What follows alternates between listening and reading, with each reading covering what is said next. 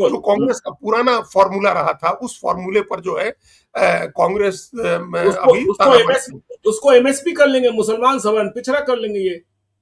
हाँ, तो है, उसी तरह का समीकरण है, लेकिन उसमें कांग्रेस पिछड़ा वोट को बहुत ज्यादा टारगेट नहीं करती है। हम लोग कल भी जो सवर्णों की बात कर रहे थे, तो हम लोग इस बात की चर्चा कर रहे थे कि आजादी के बाद से ही जो दबंग जो पिछड़ी जातियां, जो मझोली जातियां हैं, पिछड़ी जातियां, वो कांग्रेस से लड़ती थी। आजादी के पहले वो लड़ाई शुरू हो गई थी बिहार में, जो त्रिवेणी संघ वाली बात है। और वो उनका रुझान हमेशा समाजवादी पार्टियों की तरफ रहा या क्षेत्रीय पार्टियों की तरफ रहा, और ये हर स्टेट में आप देखिएगा कि होता है।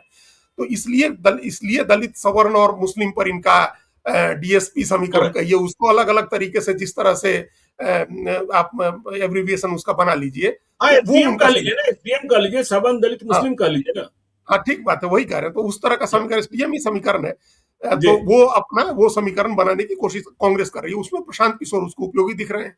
प्रशांत किशोर के पास स्ट्रेटजी है, प्रशांत किशोर के पास गुडविल है, जनजी का समर्थन है, उनको आकांक्षी युवाओं का समर्थन है। तो वो अपने दम पर, अब ये दोनों की अपने, प्रशांत किशोर की अपनी महत्वाकांक्षा होगी कि अपने दम पर वो जिता के ले आए। हालांकि उनको भी पता है कि बांकीपुर में साइलेंट तरीके से, सटल तरीके से कांग्रेस का जो सपोर्ट उनको मिला है वो अच्छा रहा, उससे उनकी जीत और थोड़ी बड़ी हुई है।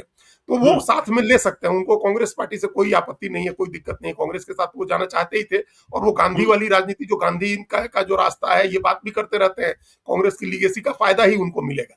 तो अगर ऐसा हो जाता है तो फिर आरजेडी के सामने कुछ भी नहीं बचेगा, आरजेडी के पास कुछ नहीं बचेगा। ये नहीं हो सकता है कि मुसलमान छोड़ दे तो आपके पास यादव एकजुट रहे। यादव तो अभी ही बिखरने लगा है, और वो एकजुट रहेगा भी तो बिहार में ऐसी सीटें बहुत कम है जहां वो अपने दम पर कोई विधायक जिता सकता है या एमपी जिता सकता है। उसको दूसरा अतिरिक्त वोट चाहिए ही चाहिए होता है। तो ये आरजेडी के लिए सबसे ज्यादा चिंता की बात होगी। अगर सबसे पहला ऑप्शन देख करके मुसलमान छूटने लगा है और आरजेडी का कोर वोट है यादव का, वो बिखरने लगा है।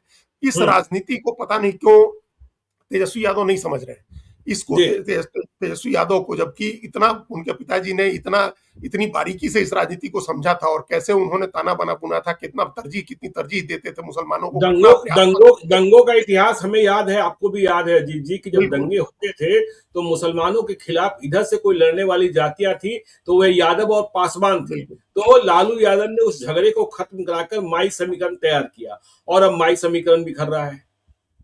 तो उन्होंने सबसे पहले, जो सबसे ज्यादा माना जाता था कि दंगों में हिंदुओं की तरफ से इन्वॉल्व होने वाली जाति, जिसको सबसे ज्यादा कम्युनल जाति मानी जाती थी, हो सकता है कई लोगों को ये बात बुरी लगे, लेकिन 90 के भागलपुर के दंगों तक उस जाति को सबसे सेकुलर बना दिया लालू यादव। और ये बिहार के लिए बहुत ही अच्छा हुआ। बिहार में जो एक सामाजिक सद्भाव कायम हुआ, जो मुस्लिम यादव के समीकरण से, वो सद्भाव बिहार की ताकत रही। बिहार हमेशा इस बात को, इसको नीतीश कुमार ने भी आगे बनाए रखा हमेशा।